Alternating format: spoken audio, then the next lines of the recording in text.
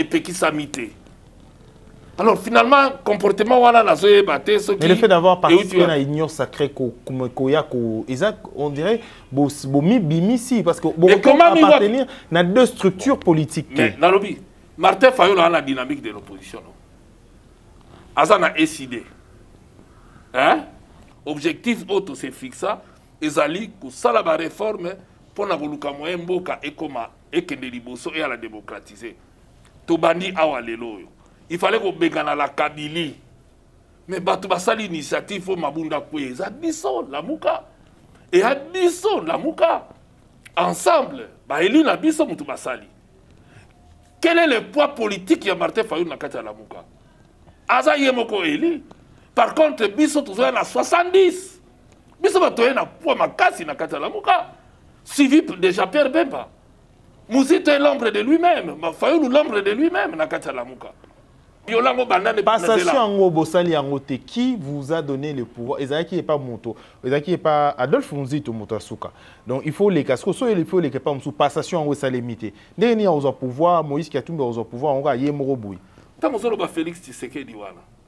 C'est comme s'il n'est pas un des fondateurs à la Mouga. Tant que Félix. On dirait ce qu'on ne pas Félix, on ne pas Moutalibanda. Non. Vous ne connaissez pas Félix d'ailleurs, on peut rejoindre le frère la Mouga. Voilà. Comment? Mais c'est là où il... Info 243, la référence de l'actualité. Dédoublement et à la Mouka ou soit réplique, taux, divergence et à vision. Mesdames et messieurs, bonjour et bienvenue dans cette nouvelle édition sur Info 243. Lelo Tokomekako symbole encore la question d'actualité et c'est vrai que depuis hier déjà, Toando Molamba réseaux sociaux, comment ça se passe entre Moïse Katumbi de l'autre côté, président et Ensemble pour la République, membre et à la Mouka. De l'autre côté, comment on a décidé, président a décidé, Azali candidat président de la République pour le compte, il y a la Mouka. Martin Fayulu, comment est Koleka débat très croisé? Tourmeka Osembolana, porte-parole, et à mon amboka Moïse Katumbi, honorable Francis Kalombo, bonjour. Bonjour. Moutuna Liboso d'abord, les alliés à Koyeba aujourd'hui. L'obituanda ou le dédoublement de parti politique et structure politique aujourd'hui. De l'autre côté, Moïse Katumbi, Nakatia, majorité présidentielle. Il faut que l'union sacrée, c'est la majorité présidentielle. Mais à quoi s'est réclamé toujours, il y a la Mouka. De l'autre côté également, Martin Fayulu, Basali passation, il y a Nanine et la coordination à la Mouka. De l'autre côté, il y a Moïse Katumbi. Qu'est-ce qui se passe exactement dans la Mouka? Oui, mais d'abord, il faut tous se comprendre que nous avons d'un côté majorité présidentielle. Est-ce que Martin Fayulu a dit qu'il y a une opposition? Il faut éclairer Martin Fayulu a toujours qu'il y a une opposition. Même lorsque, c'est la capitale. Parce que tant que la Mouké Salami, tu déclarais que tu es une opposition. Tu as l'opposition républicaine. Mais Martin Fayulu n'a pas de commencer, tu vas dire que tu as une opposition, mais tu as une majorité, tu as un pouvoir. Vrai ou faux? Donc, bango ba libre, soit ba sali déclaration que le baza na pouvoir. Bon, problème est até. Pourquoi problème est la quitter? Parce que dans la Mouka auto excusé existe raté. La charte ya la Mouka, soit muta lingite a longwe yemoko. Tout le monde qui kaya de konabiso Moussa Nyamwisi a longwa qui a commis a lobi na longwe librement. Tout le monde qui kaya de konabiso Matungulu a longwe librement. Donc, exactement que yo longola mutu charte la muka botanga bo bien. Oko longola mutu te mutu yemoko ndenge ba kota ki librement. Ndenge pe mutu ko longola librement yemoka lobi na longwe. Et d'ailleurs Martin Fayulu yemoko na point de presse na ye a rejoindre nga po Martin Fayulu a lobi ke ndeko Mbusa Nyamwisi longwa ki yemoko ndeko nani a longwe pe yemoko. Alors maintenant le fait de participer na eloko va bengaki quels ont été les objectifs au eza na charte ya la Mouka.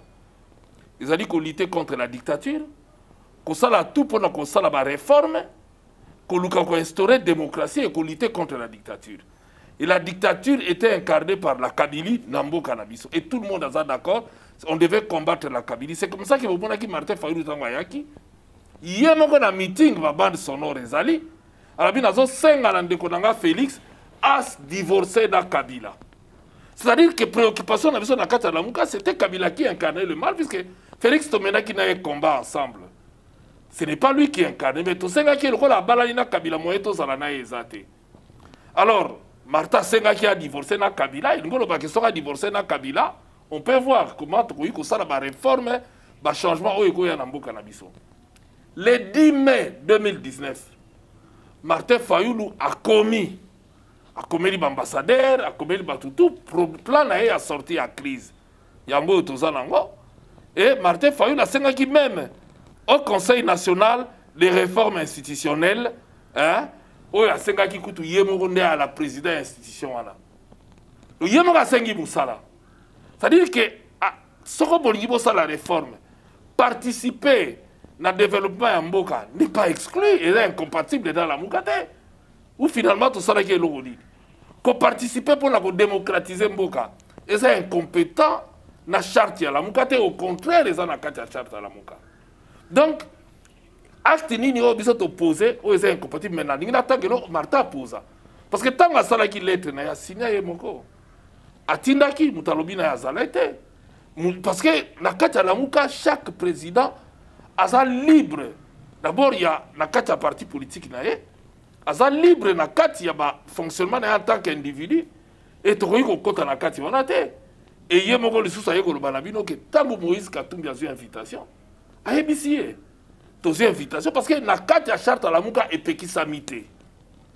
Alors finalement, comportement wana na zoé baté ce qui. Mais le fait d'avoir participé à l'union sacrée on dirait bimisi parce que comment appartenir à deux structures politiques. Mais dans lobby, Martin Fayoulou a la dynamique de l'opposition. Azana SID. Hein? Azana Lamuka. SID parti politique comme ensemble de la dynamique de l'opposition. Dynamique de l'opposition, comme rassemblement, à l'époque. Oui, mais qu'est-ce qu'on a dit pour le bio cause un ami balété. Il est là, il est élu d'ailleurs, dans la dynamique de l'opposition. Le mandat que Martin a, il n'a pas un mandat en tant que député, parce qu'il est député. Martin Fayoulou est député. Et il est élu dans l'étiquette ou dans la dynamique de l'opposition, pas dans l'étiquette à SID. Alors maintenant, il y a Bissangaï. Il y a un regroupement belé. Et comment il va piquer au Royaume ça n'a pas recoupé vérité, comment il nulle part. Et Awa les sous ont insisté. Martin n'est pas dans l'opposition, à l'opposition. Mais et ça peut incompatible être la charte de la Mouka pour reconstruire le Moussousou. C'est-à-dire que la Mouka qui peut participer à la reconstruction parce que dans la charte a une mission il y a que la réforme pour réformer Mboka pour démocratiser Mboka. Alors, union sacrée, c'est nini. Union sacrée, c'est l'idée de la bengi de trop union nationale. A bengi batu union so ba congolais union so boya bo sangala bo pesa ba idée na bino poto sala nini. O ya la charte. O eza na lettre o Martin Fayoulou ye moka komaki. Na ba lettre na biloko tout Félix alobi eza na ba lettre na. Yango ye moka senga kiti. Siko incompatibilité uti wapi. Le fait de Kobo participer à Makambouana et Union Sacrée, mais alors qu'il a amorcé qui est mon retour à Banda qui va démarche selon vous, au moment où on est c'était la personne voulait à titre individuel les alaïs ou parce que ni sengela qui est mon à titre individuel va payer et l'okoana institution wana Félix Paboya quitté alors il bon le rôle dans la carte de institution a initié yango total andé into sala pour mutaboyi réforme ata boyi qui bebilo na azate. Alors finalement, c'est un éternel insatisfait en fait. Éternel insatisfait. Parce qu'il y a 5 ans qui y a. Mais maintenant, ce qui est que Mouta Sali Boye. Donc, tout le monde Mouta Lombo la Lamouka, ce qui a s'auto-exclu la Lamouka, c'est Martin Fayoulou. Parce que Martin Fayoulou a banni au départ, il y a eu comme allé, toi, on a les 10 mai. Il y a eu 5 ans qui a institution. Alors, donc, à chaque Lombo, pour ce que 5 ans, l'eau, pour aller commis, ce qui participer dans le développement beaucoup Lombo. Deuxième élément, c'est le fait que Martin Fayoulou Yemoko, alors qu'il a un pouvoir, il a une opposition. Tant qu'on a biso na kata la muka tolobi que toza na opposition. Et que combat na biso ya opposition, c'est ça l'objectif même ya combat na biso.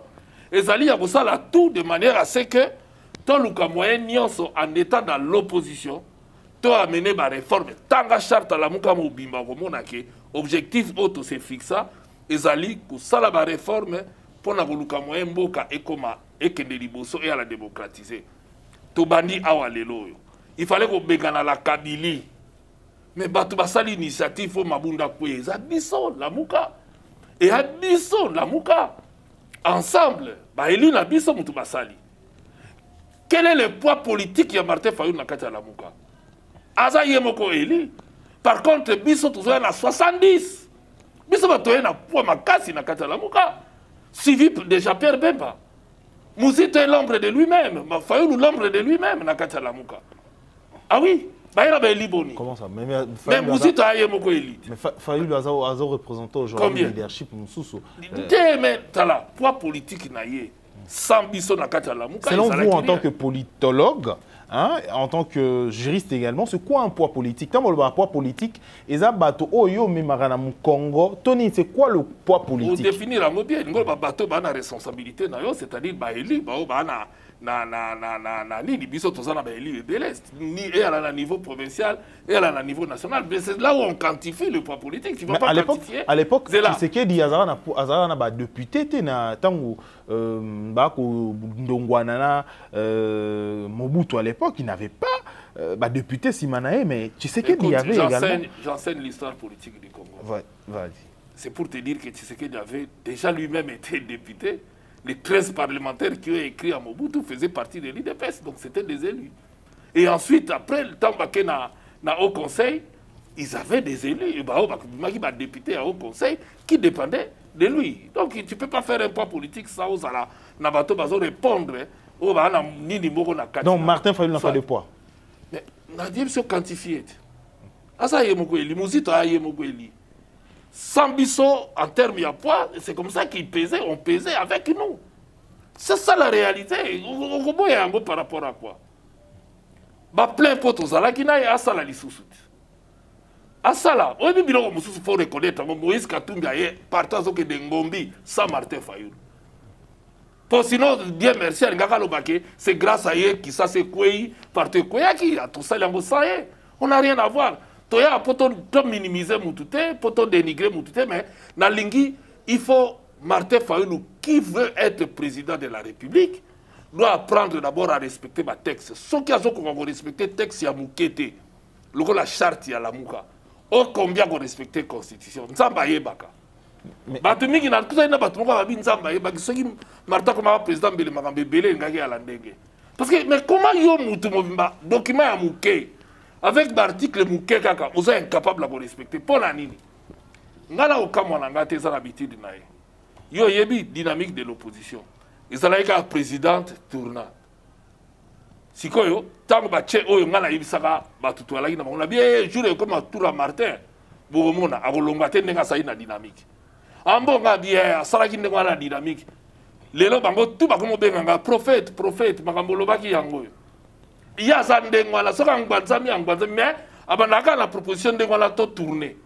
Ndenga zo ya na proposition ya seni to monite. Eza et tournaka. Ozamona. Yeso ke tourner ça comme ka ba akangi bwe. Et on légalise sous-souté. Donc, à Sali Ango Belé, à Sali Babil, et à Bagénae, n'a zo kamote. Mais tonito la kisaye kaka. Hein? Et ça façon de faire voir que Batambola a beau monter dans la politique. C'est ça comme un niveau mogoboye. Il faut qu'on respecte les textes où ils ont régi le bino.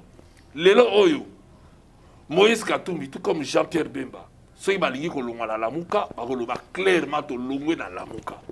Mais pourquoi nous avons pouvoir chanter? Mais parce que ça les locaux côté est violé charte la mouka.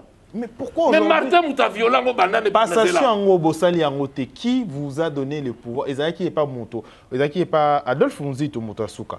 Donc il faut les casques, soit il faut les pas sous passation en Osalimité. Dernier au pouvoir, Moïse qui a tout au pouvoir, on va y Moroboui. Voilà, au municipal on a vu qu'il faut tant à statut. Bah comique est automatique. C'était justement pour nous éviter Babylone au Moussoussou. Au moment où la mouka avantage de ça qui charte on a ni à la mouka. Eza au vu ya o le kaka. Et puis il y a au vu au Marta si a sala batu. Donc il y a soka ngbanzami a boy sikoyo. Vous s'inspirez qui est pas na. Et pas na ye, ndega sala na dynamique. Ndega sala ka na dit oui, eza to fana to ba tamaye to réfléchir takati. To tanga vous s'inspirez qui est pas na ye. Ka ke pas na ye, ngala tanga ka histoire politique beaucoup. To s'inspirer pas Martin Fayulu to bi non. C'est ibo tchenga la jour tourner les comme organiser té. C'est comme ça que charte à l'amour est automatique. On n'a même pas besoin.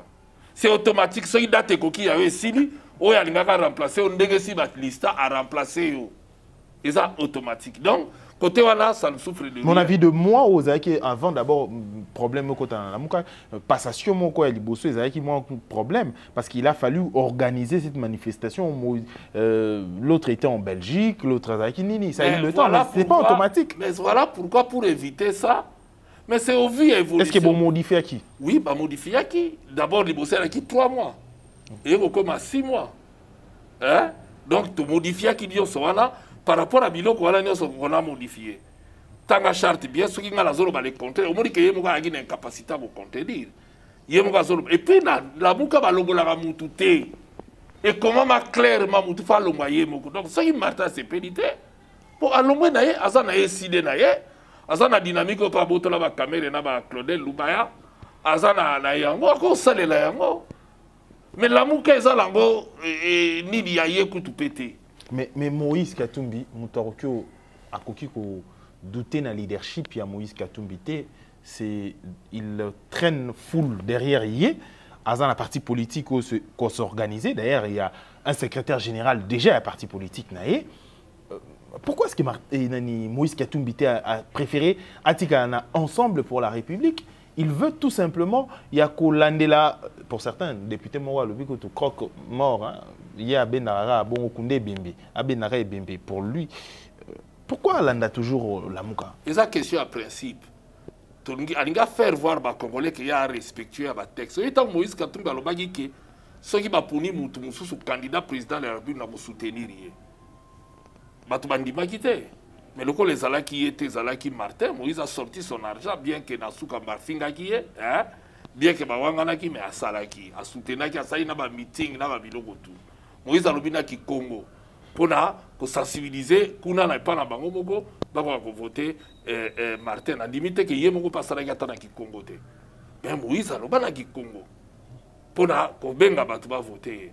La vie photo là, la moins gratitude, mais une chose est vraie, c'est que bon, tu vas voir ce que les alliés à Martin. Azandege nini. Vous avez vu la vidéo, vous avez vu les cabanes, vous avez vu les balles, hein? Moi, la mogo siko va lobi ba kuma ko benge fayulu ba tout dit mais oh ni vidéo. Moi la lobi po ye atikaka, hein? Di kambuté. Donc yango bomoni atikaka te. Pourquoi vous créez Zizadi place et l'eau que ça clair? Pour nanga Martin falatika, Moïse azui. C'est Moïse ni ko longa la muka ko longwa. Jean-Pierre Soka Linko Lunga, il y a quoi Lunga là-bas tout est. Mais comment est comme à croiser tout à clair d'abord. Comment est-ce que vous êtes avec Félix Tshisekedi, président de la République, Martin Fayulu de l'autre côté, il a réclamé toujours vérité des urnes. La Mouka à un moment donné, il a dit vérité des urnes. Tamozoloba Félix Tshisekedi voilà. C'est comme s'il n'est pas un des fondateurs de la Mouka. Tamozoloba Félix. On dirait ce qu'on ne pas Félix, on ne pas Moutalibanda. Non. Qu'on ne connaît pas Félix, d'ailleurs, on peut rejoindre frère la Mouka. Voilà. La Mouka comment? Mais c'est là où il y a Vital Kamere, il y a Félix Tshisekedi, il y a Batutu. Oh, bah, dans la Mouka, tu as un objectif, tu as la Kabylie. Quel a été l'objectif de la Mouka Tangbasalakiam? N'est-ce pas la Kabila? Répondre. Mais plus tard, il commence avec Kabila. Non. Et ça, il dit. Plus tard, il commence avec Kabila. Gestion de Yamboka avec Kabila. Non, Bissoto Kete. Oh, toi, mon aki, moi, était tant que la Mouka lutter contre la Kabylie à Longwaki. Mais dès lors qu'il y a Félix, et il battait que Félix a Moutalibanda, Félix a un des fondateurs de la Mouka. Tobanda la Mouka nae. Et puis, c'est comme Martin, c'est que tu as la division, bah, on va kékuna na union sacrée. Na ye Moutabimi. Toke na vote, banani ba ebele. Pas va na union sacrée, il y a KDI. Et puis, ce n'est pas incompatible qu'on a la union sacrée dans la Mouka. C'est là où Naligi va comprendre. Non. Martin n'est pas dans l'opposition. Il l'a dit qu'il n'est pas dans l'opposition. Donc il est quelque part au pouvoir. Mais la Mouka ne dit pas que nous avons des objectifs que nous nous sommes fixés. On peut les obtenir dans l'opposition parce qu'on voulait chasser la Kabylie. Et nous avons... Qu'on soit union sacrée, et salami biso to keko kota. Donc moi fondateur. Ah oui, parce que union sacrée pour na kokwesa mabunda biso. Pour na kokwesa tambwe mwamba biso. Pour la premier ministre Bisso, Cherubin, Okenga, Zana Bisso ensemble. Alors, Tangelanga va Evre Martin. Pour les lots, Makambe changer. Tangelanga. Tangelanga Evre à Martin, Tamoko pour changer contre Namboka la Bisso. À part qu'on réclame, ma PC beaucoup. Soldat du peuple, au bout du peuple. Tangelanga Evre na Moko Kaka. Pour Miloko échanger. Et ça, dit la marche pour nous reluka Makamba Bongwana ya Mboka. Ah, la monopole, n'a pas. Mais on a sali Yemoko. Ah, biso yo timata tsali lo monte na lutte na. Mais na tozo ke d'élite ndedini. Nazo l'accès ka ke awa bande élection leki. To badi ko bunda biso tout pour changement ko akoya. C'est ça ce que je parle de lutte. Mais à evene lo comment côté poto bengala la Kabila, yeka ka discuter ka ba pesa ebo konti, ba pesa ebo konti. Mais biso to bundi to chema ele na biso yo kati ko bengala Kabila yi facile. Même temps bato bazo loba yo kati Félix azakola la pongi Kabila pembeni. Non, ya ki facilité. Mi to esalaki.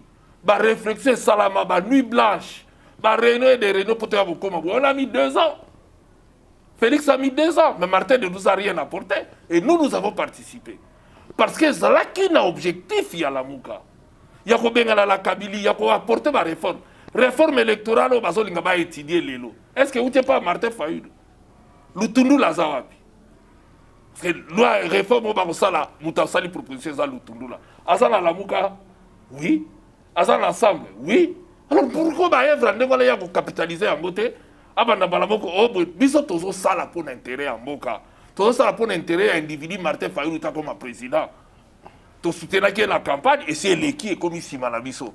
Avenir peuple a souffrir. Si on a souffrance à peuple, on va donner la gaga. Soldat du peuple a beaucoup un Pérou. Non. Quel est son apport? Biso to un apport. Banda élection le cas qui a mabé. Tu décides qu'il n'a pas Martin Fayoulou, tu lutté pour nous déboulonner dictature. Martin nous a abandonnés dans ces combats-là. Il y a dit que le combat est la vérité des îles. Biso to doit koluba, to bunda et to bundi les loyo, to komi union sacrée salabi na biso. Et biso va to participer pour nous bengala mabunda, ko bengala tambwe, et to là qui na front, la première ligne bato bazo sa parole biso. Et l'air wala Martin soit parole te, ni ba élu na e, ni batu na e. Bon ce que muzito kutu absent total. Absent total, même pas 2 personnes.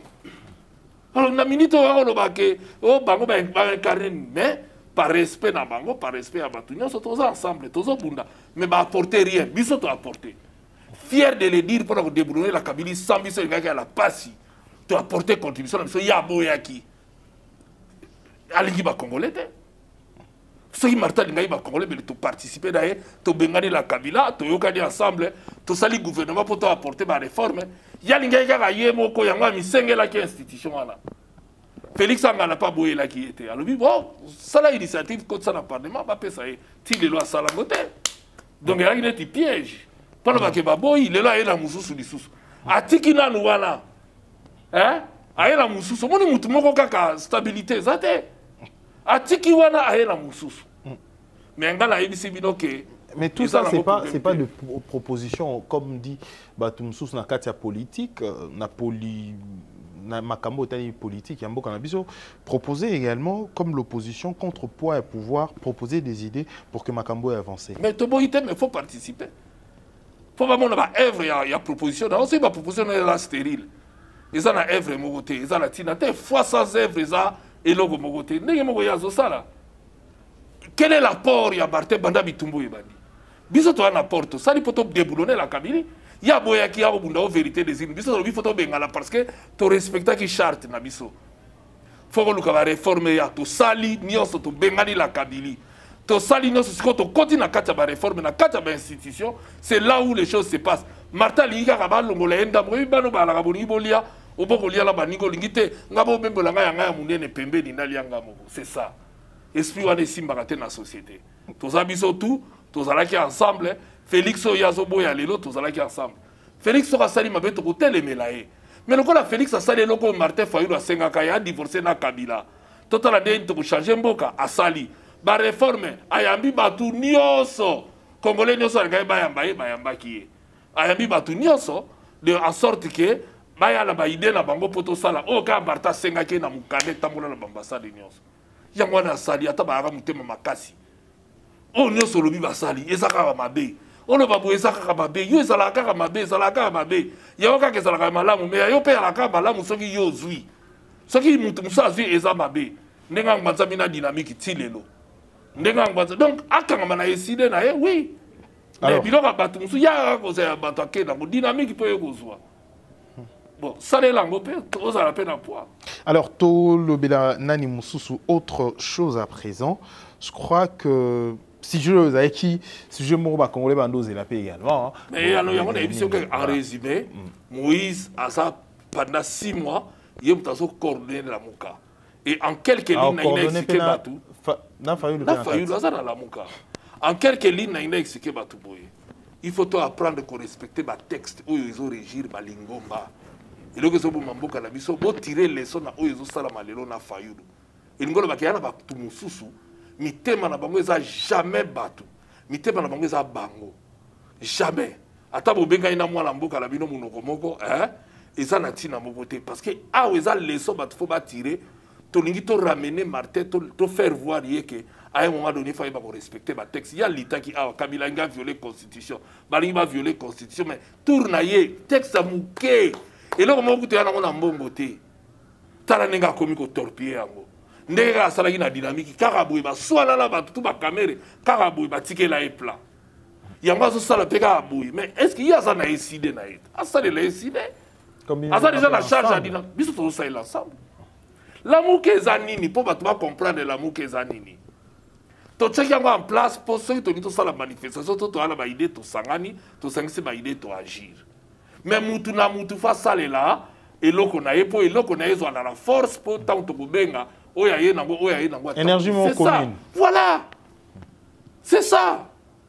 Et ça te que ba militaire ya SID ba comme ba militaire ya ensemble. Non, ba na ba militaire na bango. D'où l'importance il y a Martin Fayulu a animé SID. Banda kanga na komba la muka loko nazo diembela la force baninga asundola na ye ya ye parti. Asundo bosi boka parti politique. Mais bosi boka Martin zo ba comme dynamique. Mille éli de dynamique, il y a dynamique. Aussi oyoka penda salé sous dynamique. Tant que ça ziangwani ya tiango et siling moto a tikiango.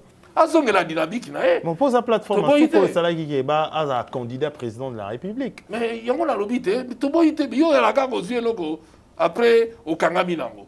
So que sili o tiki. Non, biso tonito la kisaye que dans la vie, il est grand temps avant de respecter mi beko, capable de respecter mi beko ya eloko muke.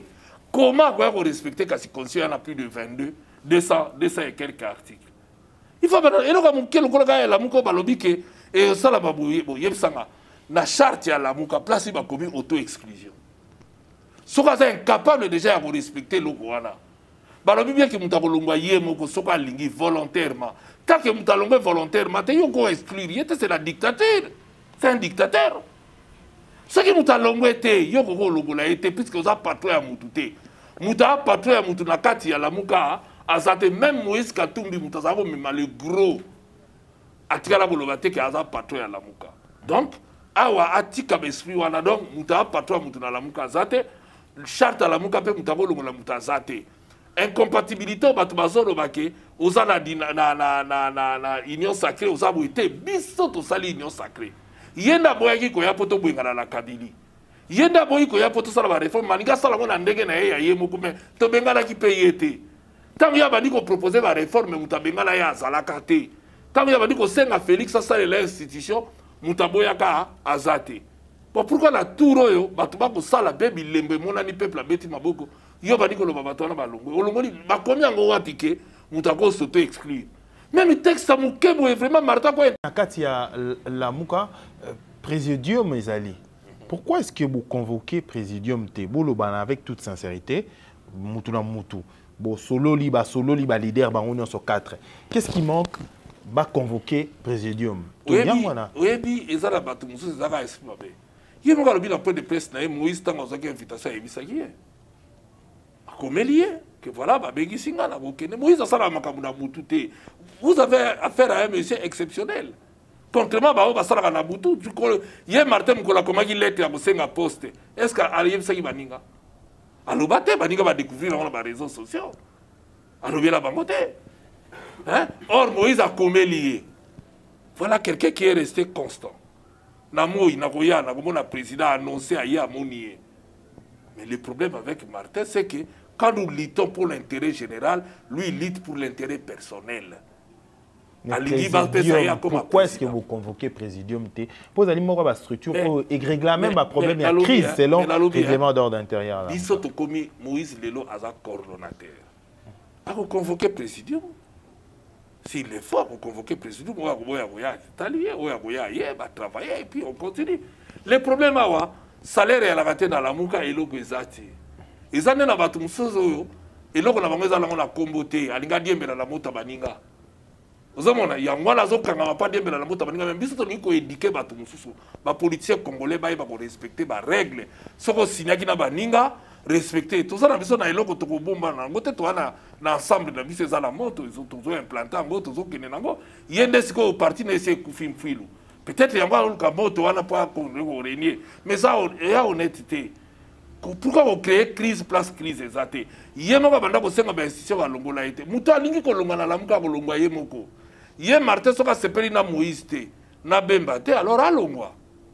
Alongwa na ye, mais exacte que yo longola batu. Et comment mi nulle part na charte, il faut respecter document où il y a signaki. Et comment mi te que faut longwa? Quelle est l'incompatibilité?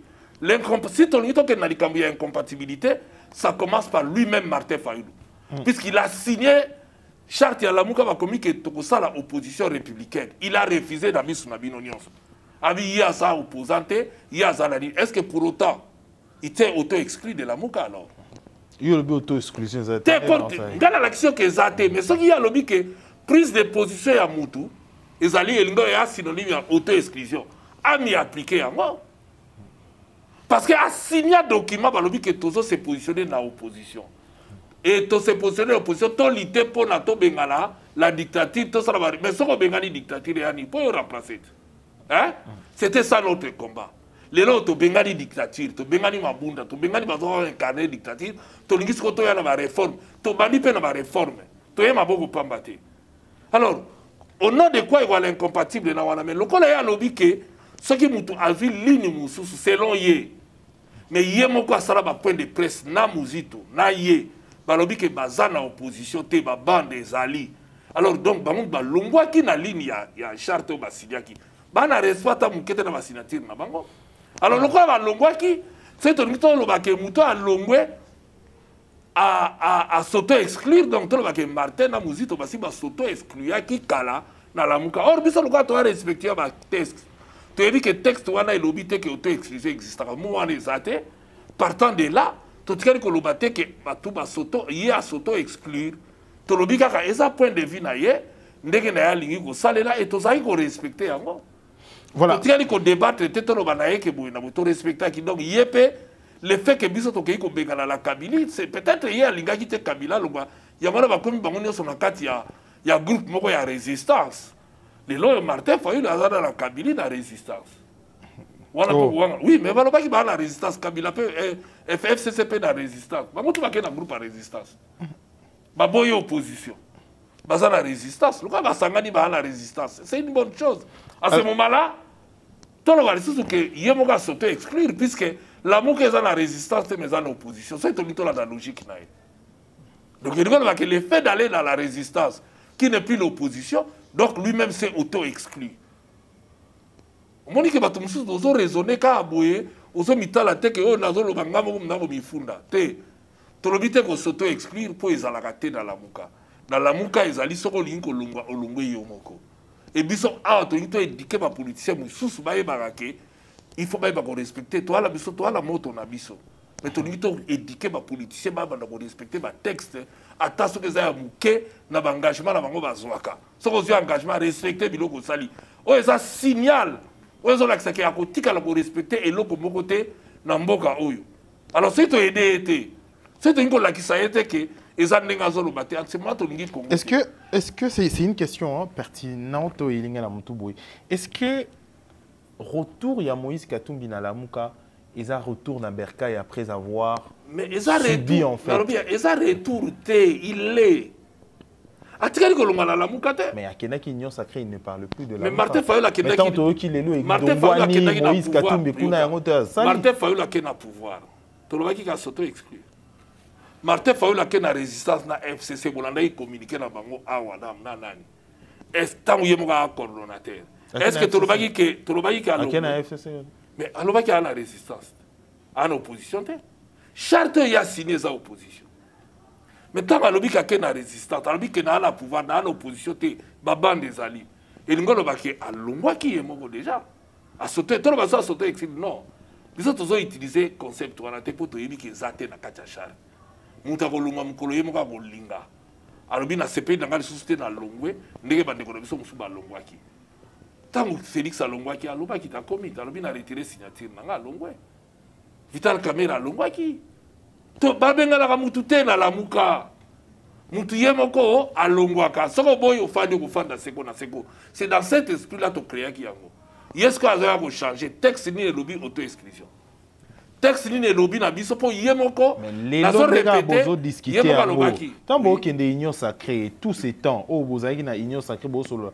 je crois dirant maintenant vous n'avez pas bolobeli makambo ya lamuka esouté mais pourquoi est-ce qu'aujourd'hui vous avez la lamuka tango Martha zoyebisa que tango nazo kende président Moïse tango ba invité à komelinga akomelaki nani coordonnateur et alors eringolo banini non bon non le verrons souté le reste de temps bon le mais il y a coordonnateur il y a mtako lobela yango par respect na totikali kolongwa te tokomeli bon siko sai tosi tolongwa ipro tokomelaki il a dit tokomeli que tozi invitation pourquoi to sale rapport c'est tout d'abord respecter été ce qui Moïse a dit qu'on respecter été pourquoi komelaki a komeli parce que ça a respecté ayebi kazana kati ya lamuka yen tango coordonné yanga komeli il a dit pourquoi ba tumuso bazo respecter bango ba mona aneti bazo banga ba respect ça synonyme ko banga te. Et ça respect parce qu'à la qui cher, à la qui coordonnateur, c'est comme ça que Moïse a commis la qui a fait une invitation d'accueillir. Et le gars va calongouer à Zali. Et puis Moussa là, il y a quelque chose les incompatibles étaient, hein, na charte à la mouka. Ce qui est incompatible, méritologie, mais auto exclusion, ta salle là que c'est incompatible. Au quoi auto exclure, il était né tout ça là la mouka, to verrouillé à côté voilà. C'est comme ça que Monique, même temps Martin Fayol a dit ngala pouvoir. Balongo l'a été. Même temps, balobi que na résistance, na FCC, Balongo l'a été. Baza na Kamoko même na parlement na résistance. Tolongo l'a été. Donc il y a ça en opposition. Alors, c'est quoi? Il y a une incompatibilité, non dans la carte incompatibilité. Voilà, autre chose à présent, je rappelle qu'il est le porte-parole de Monamboka Moïse Katumbi, président de l'Ensemble pour la République, et actuellement coordonnateur problématique. Non, coordonnateur problématique, Ezali Ndekonabisonani, qui représente l'homme. Aujourd'hui, la Mouka, de l'autre côté, bon, aujourd'hui, tous on le voit IDPS, parce qu'à l'époque, IDPS L, IDPS. Pourquoi pas la Mouka P comme la Mouka L à la Mouka R? Non, la Mouka, d'abord R. Il faut que la Mouka est la personnalité juridique. C'est ça, voilà. Donc, il y a un truc qui est voilà. Ils ont ensemble, ils travaillent. Il y a un moment que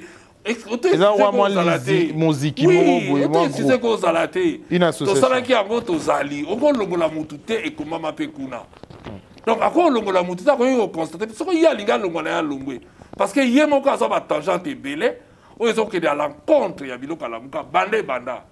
Il n'a rien respecté. En tant que juriste, hein, c'est une question également payée. Depuis toujours, toute la structure est au Congo, ils ont une personnalité juridique. Pourquoi? En rassemblement, toute l'union se botama la Congo, ça non, parce que Ozana Oeza et Sengili Ezala, FCC Azana Ngopete, parce que Eza plateforme, il y a le Congo Bocheka la Pobo Sangalaka, Bobo Benaraba mouvement Moko ensemble. Mais ce qu'il y a ensemble, il y a une personnalité juridique et un statut. Ça, c'est un parti politique. Oui, voilà. Donc, ils ont un parti politique, ils ont un regroupement politique, un parti politique et c'est voilà. Oh, monsieur, ils ont un club. Vous savez, club, vous avez un club. Oh, vous savez, est-ce que ça a logique? Est-ce que ça a logique? Non, ça a logique. Vous avez la personnalité juridique, vous avez la fundaye à Salibou. Vous avez la moti. Vous avez club, vous avez la baninga. Vous avez la moto na bango. Après, vous avez la longo libino. Est-ce que vous avez trouvé normal? Ozo trouvango normal. Bosali clé, bolobi bo, yo kozala mokonzi yo. Allez, lobi, yo tango komi obite na lingi soya la yo te komi yo na longoli yo. Est-ce que c'est normal? Au foot la ngombo ngote. Bosali la gelo moko te. Et là kabo yo kana kabo ina ba master bozo tourner. Allez yo lobi na longoli yo. Oh, boniko.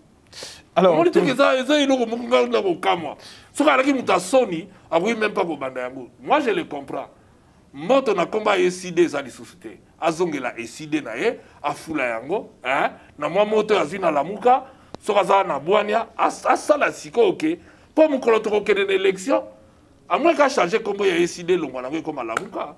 Mais le gars on peut marque déposer té. Hein? Akoki banda lelo azu yango commission ko peut kuna le gars marque déposer té. Le gars ya ye sili moto. Aninga sa ya baninga azwa kaka. Mais ya kilo hein. Tu te sera ko mema. La muka za kilo. Eza kilo, na yute sera ko mema. Voilà. To commune parce que na ngambo na ya la poite. Tout pour ça, autre chose sur Makambo Italie, République, toi, actualité politique en République démocratique du Congo, bah, où tu vois sa vice-gouverneur, il y a ville-province, il y a Kinshasa, Nerombungu. Aujourd'hui, bah, Longoli n'est pas député provinciaux. Comment on monite d'abord quelle attitude de non, je crois que ceux qui m'ont après, il y a des déclarations politiques. Ceux qui m'ont allongé dans mon salle, ils n'allaient jamais partir à jouissance. Donc, il s'est pélaté dans malheur à Moninga, Néron, tout ça qui n'a un appartement pendant 2 mandats. Je salue d'ailleurs en passant, honorable, courage, à moi, à Mobali, ils ont soukaté, soukamokilité. Je pense que Néron va rebondir, il va aller comme d'habitude, hein, à continuer, puisqu'à l'Union, au sein de la politique, à continuer. Et ça, bah, la politique est à Biloko, et là, la mission on se dit, Tchakou, Moninga pigeon ko sekate les atours et le peut quoi la tour nanga et quoi la peut tour la bout mususu et l'autre ko senga neka kasa na courage à continuer combat d'ailleurs continuer comme mener parce que ça c'est un élu 3 fois même élu donc moi je pense que et l'autre on a souhaité d'ailleurs ça ka courage n'a pas ces bonnes chances avoir ko évoluer malamu et puis to senga na oya ko remplacer azala muto opé hein aïe avec esprit ndeke to yebeli à la cloche à population. Hein? Mais il reproche beaucoup de choses au gouverneur. Et le Rossali qui est à Sanina, c'est une réalité également Kinbopeto. Bon, écoute, mais vous êtes un Kino, vous êtes notable et Kino, comment? Moi, à sa place, j'allais démissionner. Je n'allais pas attendre. Mais quand tu brosses un tableau sombre, tu ne gères pas, tu es incapable de faire quoi que ce soit, et tu démissionnes.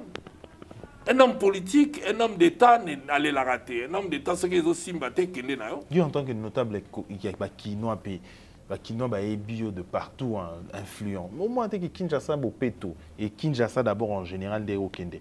Yo kolina Kinshasa a Oza, na ba 4 coins Kinshasa, au Bandi, Elenge, au Betiba le étudiant, au commis notable, au commis producteur, au ici il y a Kinshasa. Ville Monioko Kola, c'est ici. Comment Kinshasa est né aujourd'hui? Non, Kinshasa, espoir, est-ce que Kideko Bonga? La réponse est oui. Et c'est qui va conjuguer ça, Bilo Kepele. Il chose vrai, c'est que période de la FCC, qui n'est Koufaki. Au Yebi combat nanga. Chaque jour, vous avez la dangana au bétana qui mouta nzoto na nzoto. Tina bunda to sala banzela ta na bandal. Tina bunda basala da bumbu nzela wana landu wana. Tina bunda ba wenzo basala ko. Oui. Ngai. Tala to la bilan to bitolo balamboko yo. Lobana momuke batum suma ba apete. Banzela moni ya ba bandal wana e komi lelo bandal Paris ngai. To betana ba kimbuta ti ba kusala ba po wana. Ti nzela landu. Na zone la tongo midi pokwa. Si avant même na qu'elle n'existe na salle émission mon on a le baquet na makala soko beli ba bon c'est la version nzela wana ya nini soko beli ba ko me mutu na Congo pour ba bima boy non tout ça c'est un combat que j'ai mené ba mapanga ba bazo boto la kawa to zo bunda tongo bindi pourquoi parce que organisation moko ezate c'est comme ça qu'il faut voir avec le gouverneur tant que bato ba no somba ba ndako ba tuneti lipa muyibe longo ya ba voiture o to za ko na muyibe comme ya ndako muyibe pende escroquerie comme makasi ya bandako bato et comme shida. Alors, les gens qui ont vu que Bela a la ville à Kinshasa, tu as sepelé là où on a remplacé Néron, à la montée à tout à Kabakina, Nzoto, Nanzoto, Néto, Zavosala. Mais ça m'a belé, oh, tout ça, tout le monde a terrain. Voilà, il passe à peuple, il passe à peuple d'Engazalaga. À ce moment-là, qui ne pousse à la mer. Les gens qui ont coûté, ville n'a pas belé. bakuti ville na biloko ebele mais na kamwa ke ya zolo bango te. Ce n'est pas que bon na okota na combat na été mais ville écoute mais nani. Et il aurait pu capitaliser alors bon on a travaillé avec le gouverneur ville là qui boyete il logo boyina boyito sali boy mais ya lobi ya sala gade logo te sala logo te mais na 2 ans au sala logo te démissionnaire. Mais c'est regrettable l'amboka la biso batu ba se plaindre quand ba za courage à démissionner te. Mon liga rozala et logo ozo perdre tableau mabe. Mais à ce courage. Mais néanmoins, ville, il faut ebonga, il faut commencer quelque part. Qui nous peut tout soutenir dans l'affaire. Un projet vide, hein? Non, bien. Et cause à la vidité, parce qu'il faut tout le monde beaucoup, mais tout le vide, c'est comme malade. Mais on va voir Kabilo on a battu là, c'est car biso. Lobby ou dans un lobby, j'informe au Batno dans un reportage sur terrain Kinbo Peto. Escroquerie énorme. Kinshasa place Batsaïga na banda Luana, Batsé poubelle Luana. Devant le président de la République, Ezara Souté. Kitambo, Ezara Souté. Baba poignant sur la poubelle, Ezara Souté à Kinshasa. Est-ce que l'idée elle est et mauvaise? Tout ça aujourd'hui, Kinshasa est solo. Mais, Nalobi, hein, l'idée est bonne. L'idée en soi, le concept en soi est bon. Mais il faut suivre ça là. Voilà. Alors, c'est suivre ça. Le gouverneur de la ville. Ils ont bison de tout le gouverneur. Et ça la ministre à province et la élu ya ville à Kinshasa hein bazali mais faut bisoper population to bana motele melaka bango to rappela bango que il faut bosala mosala oyo pourquoi bozali wana c'est to tele melaka bango te ba bomesana le lot to futa ba vignette hein alors là c'est to réclamer banzela te et ça la balamu mabule kunda maka to za babolole à ce moment-là l'année prochaine to ça la grève c'est to monnaie logo moko salamité to futa vignette te. Voilà. Alors, Nanini, sur votre bilan, vous avez dit quelque chose, et d'ailleurs, ce témoignage, on en rezogne ça. Comment vous faites pour déniler, si le prophète déniler, s'il y a un témoignage, il vaut d'ailleurs ce que vous allez aujourd'hui. Déniler, c'est karaté, Koutino Ngaï. On a mis Koutino à Makala. Koutino Fernand. Koutino, oui, bien monté. On a un avocat Koutino. La salie tout petit Koutino à Bimi, c'est moi. Tout n'a dénilé, ça au témoignage.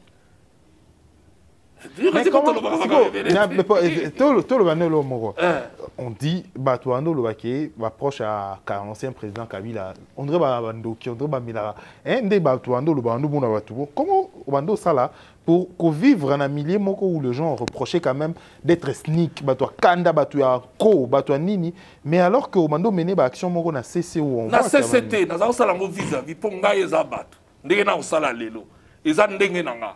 Ngai eza d'avoir batu faut linga batu faut et ala ozala nango na kati na oposa lisa batu parce que mukolo Denis Lesi parce que tant na bimisi Denis Lesi ça c'est voilà continue tout mais osali ndenge ino bima tant que rendre visite alobi na ente eza avocat na ngai France oh jo ala vo sali sangabi yo yebi eta ndenge ozo kanisa te benga ye top na benga ye ogomona. Mais na kenda na sala abima lelo azwa liberté Dieu merci nyoso na makasi nzambe nzambe de mutazo sala à travers ngai pasteur mukuna hein na Afrika taka ba sala nzambe nyonso et ala batu nyonso na Afrika taka bango et ala citoyen nyonso ngala Afrika taka million nyonso nani ko kota te na lobi na Afrika taka million nyonso et ça la tango nini mutu to ana problème na participer na moi bwana na nga mukenza mapesa mais na lobaka soko za na tort na côté l'autre soko moninga na côté di mutu yeba na étudier na monique mutu ala la raison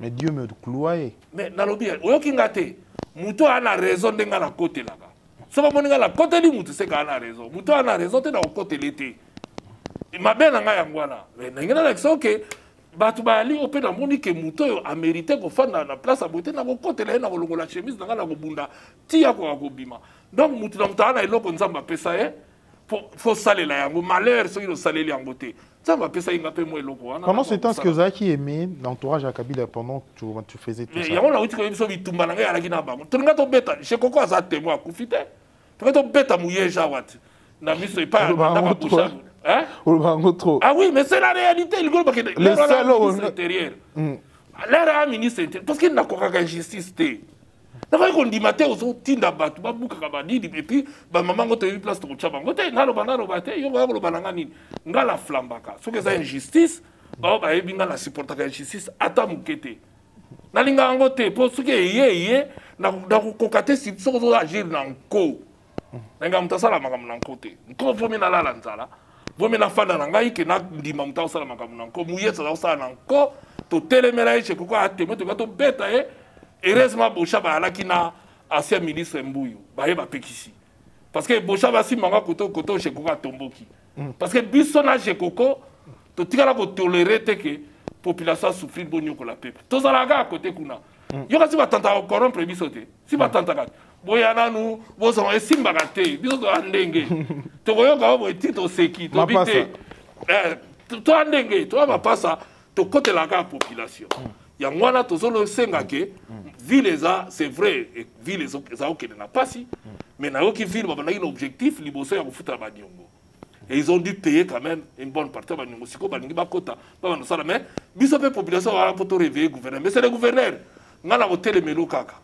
Nous avons voté la Godem pour y aller derrière. Nous avons voté le Koukou. Il y a des taxes. Tobo ite qui n'a pas offert de taxes, c'est Meleki Mingi. Bon, qui tient la taxe d'habitation. Taxe, il y a revenu locatif. Nous avons bino $20, 20% wana. Ils ont trop d'impôts, ils ont beaucoup d'impôts. C'est bon, qui tient à 2% pour moi, vous foutez belé, vous allez foutre les ailes belé. Mais comment bisot aux Angibouania? Comment aux Angibouania? Vous foutez les ailes belé, les loyaux. C'est au Yokanikake, Bachangata à 2%, Moutarolingo, Tisha, vous allez parce qu'il y a un intérêt. C'est que vous foutez à mon quai. On va Tisha basé belé, mais vous tombez la ndéni. Bon, qui tient à mon kaka, bon voter Edi, dans le niveau de la province, bon, qui tient à mon mona, qui est Mboka et Tambola. Mbongo ko ya ebele ko permettre bino siko bosala ba misala oyo esenge bosala musala te sambongo bokoza wapi. Voilà. Il faut boluka mbongo ko yaka na ba taxe biso to kofuta. Mais ce que ça cher, ba tout ba toucher. Voilà, tout comme na souk édition na biso, mais ezala lisumu mingi c'est au 4e émission sans pour autant te poser cette question. On parle de la makambo double nationalité. Noël Tiani a évoqué tout à l'heure, a alimenté les réseaux sociaux avec ça. Vous êtes un juriste. Vous êtes également un politicien proche à Moïse Katumbi. Et certains disent que on visait Moïse Katumbi. Comment vous réagissez d'abord? Non, écoute, Noël Tchani, de toute façon, ni tété Babylon ou Moussou Belengana et toi Kombo Mogo. Parce que toi, moi aussi, mon père s'appelait Tchani. Si on a une canard dans mingi, Kalombo Wachani. C'est-à-dire que Azo qui n'est pas à côté de la plaque. Moko et Outi Moussika, quand Félix lui-même, le président de la République, prend la parole, mais il contredit le président. Parmi les réformes au président Zosenga, Zosenga a double nationalité. Mais c'est comment que de toucher na base, comment toucher na bana ya batu, na landi Noël et Tchani, vraiment, aux alliés candidats président de la République, nous gérer Mboko. Et là, nous avons dit, nous avons dit, Google, il y a moi 6 ans, a eu na Google pas vérifier. Noël Tchani a déclaré que moi, la Moïse Azali, député na Zambie.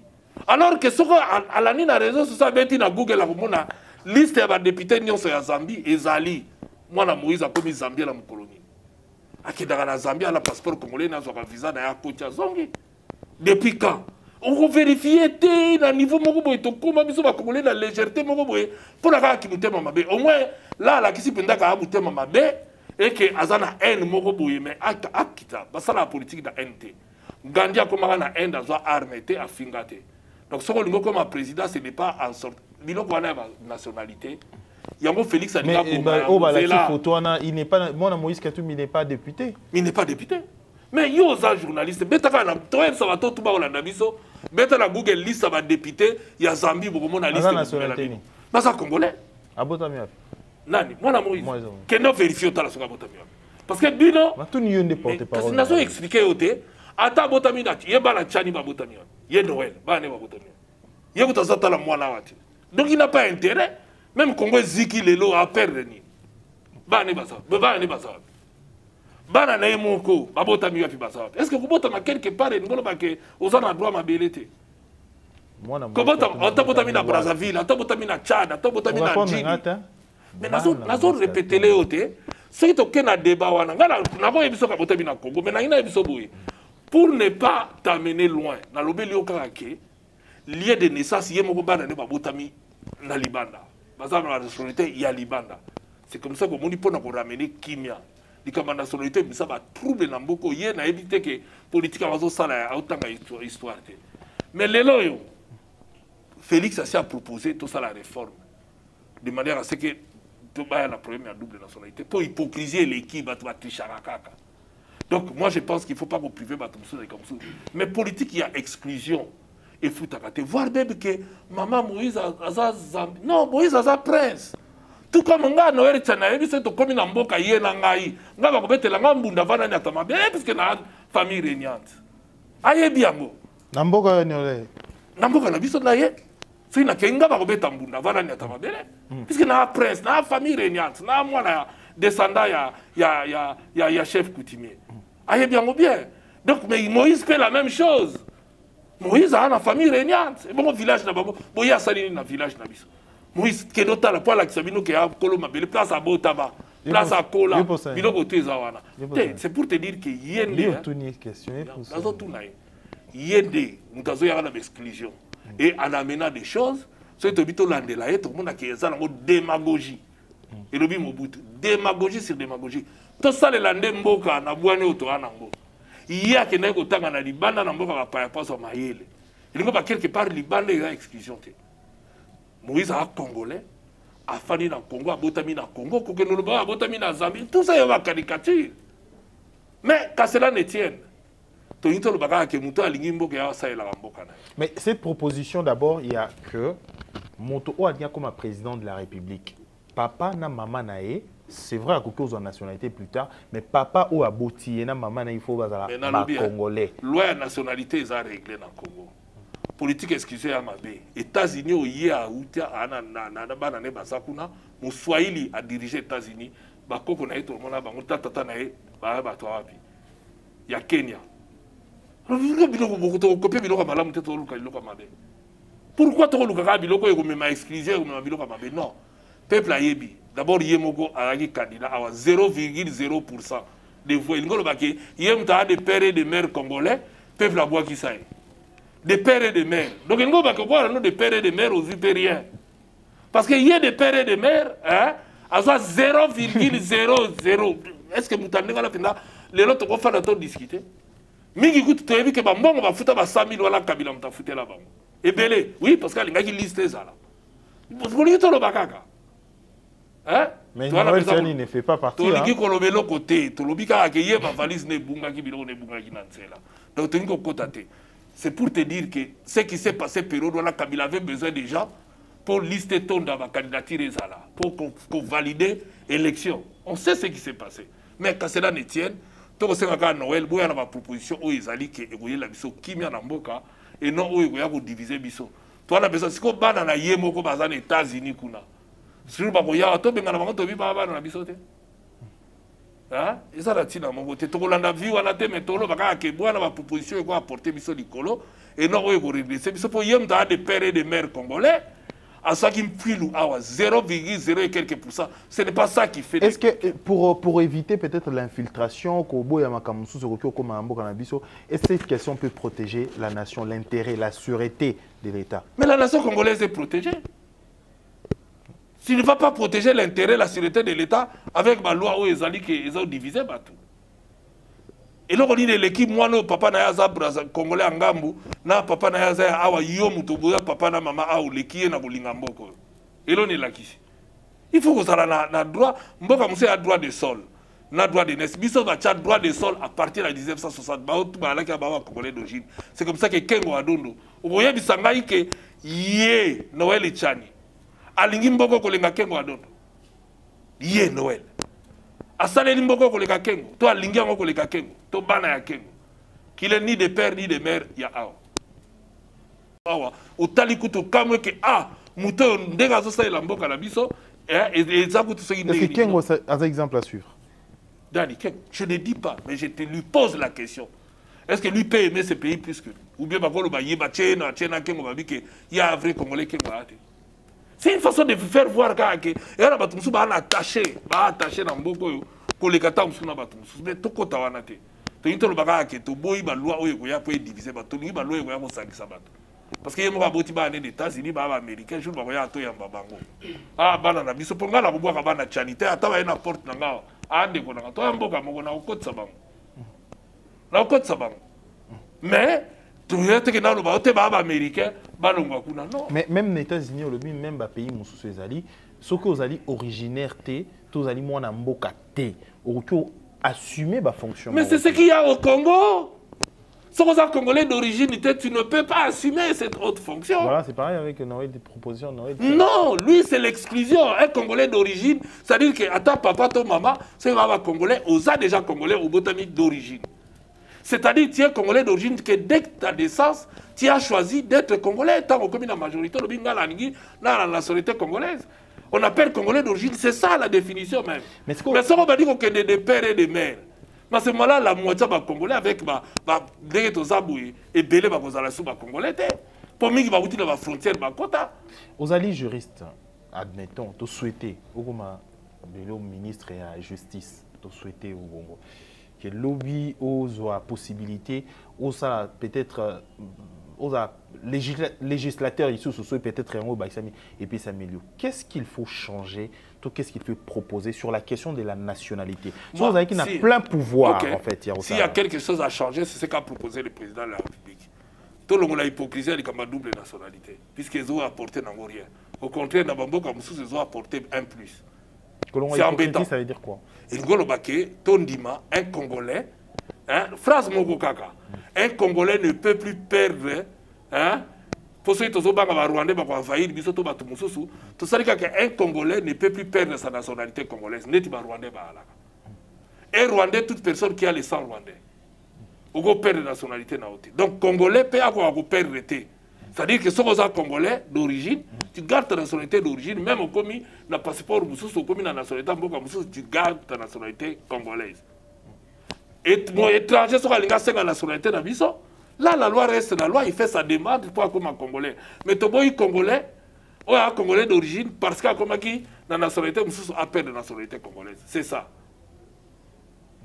Donc, voilà. Les formes, il y en a déjà. C'est ce que le président, d'ailleurs, bon, Binomo que Mikolo, surtout, ce qu'on dit, on facilite moi la Noël Chani. Ce qu'on dit, en Congo, lelo, ako kita azu visa awa, ils ont soutenu que la Guinée Bosso, attendre ça va papier, ma prise en charge de l'ambassade. Ma facilité. Mbana na yeso iba ya ba américain ba kita ba pesi ba visa na aéroport même pas 20 minutes. Même pas en tout cas coup de chapeau na bata DGM.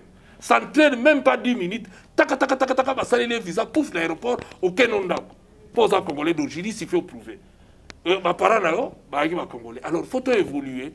Tout le monde dit que ça apporte beaucoup parce que ba Congolais va faire du Liban ba une expertise.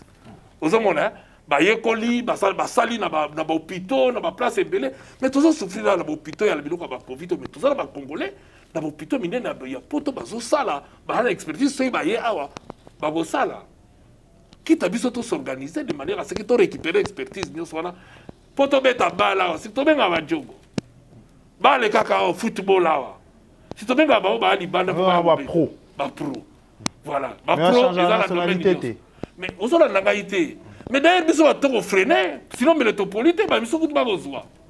Les Congolais, ils ont la nationalité, ils ont la combien? Et belé. Ils ont la Rwanda, ils ont pays tout. Pour dire qu'ils ont l'expertise, ils ont la qualité, ils ont exclure les gens. Tu fous bien tes logos, tu alors faut Fongola, tu récupérer et notre voilà, ceux qui ont une minute, tu as Noël Tianielo Moko en une minute entre nous. Non, la vraie c'est de Konanga Itika Biloko ana et ça la proposition moko réfléchir dans le domaine où on a expertise nango et l'ingolo ba dans le domaine na ya économie à réfléchir kuna apporter biso mais azala la mo ba démagogie belé. Mais na kosenga na ye à réfléchir dans le domaine voilà.